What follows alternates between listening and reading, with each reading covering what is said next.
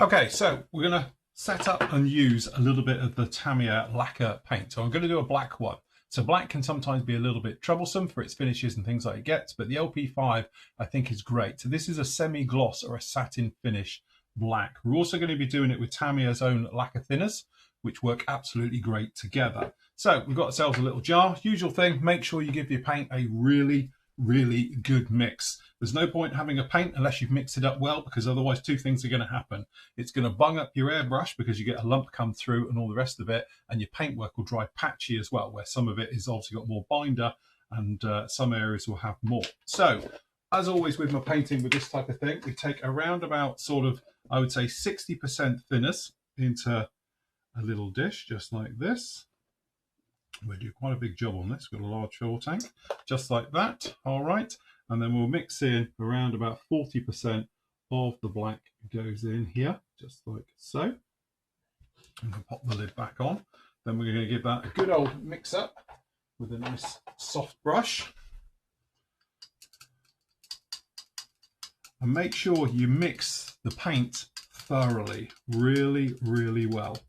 All right, to make sure it's got a really good mix. Test it on the side, and you're looking to see the bristles through your brush at all times. But you want it to be slightly opaque when it's on the side of your thing, of your cup, whatever you're doing it. All right, so we'll just knock a little bit of that off. And we'll take our airbrush. So our airbrush we're using is the Fenger with a 0.2 needle nozzle set into this one. It's a 20-pound airbrush. It's just a cheapie, but it worked absolutely great. So we'll tip our mixture in. I think we need probably all of that, just like that.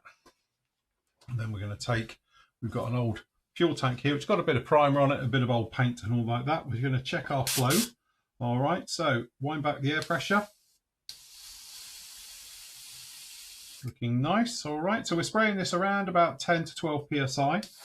And we're just going to put down a nice even coat, medium coat. Doesn't need a gripper coat or anything else like that, because this one's already got it on, but this is just a nice medium coat going on first, right the way over. And obviously we're doing a round object, so that can be a little bit difficult.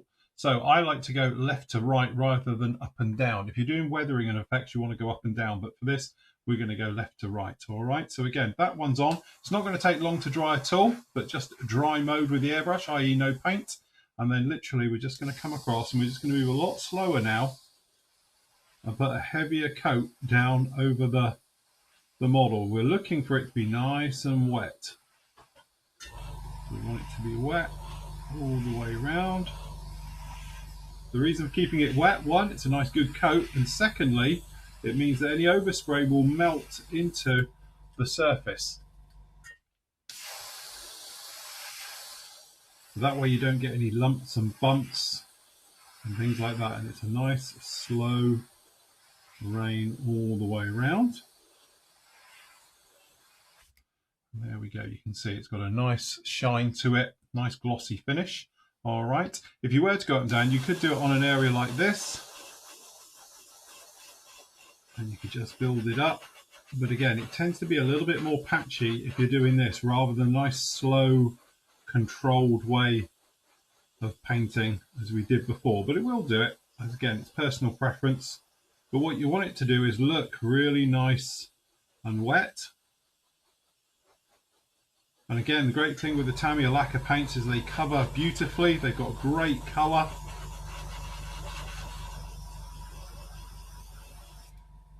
There we go. Really very nice indeed. So we just do one final coat. We'll do all of this together, and that should give us a really nice solid paint. Again, a little bit just down there. And because it's a lacquer, it will dry very quickly, and we should be good to go in no time. All right, and that is it. It's as simple as that. So what we'll do, we'll let that dry off and we'll have a look.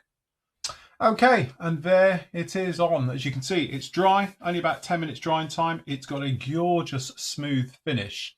So really nice satin finish, which would be ideal for decaling over, and obviously just done in one all the details still coming through beautifully, and it's covered, and it's even taken care of the few little scratches and things we had on here as well. It's managed to go right over it. So it's a really, really nice paint to use. Being lacquer as well, it dries very, very quickly, and you don't have any problem with stop and starting on your airbrush and things like that. So there we go. That is the lacquer paints by Tamiya.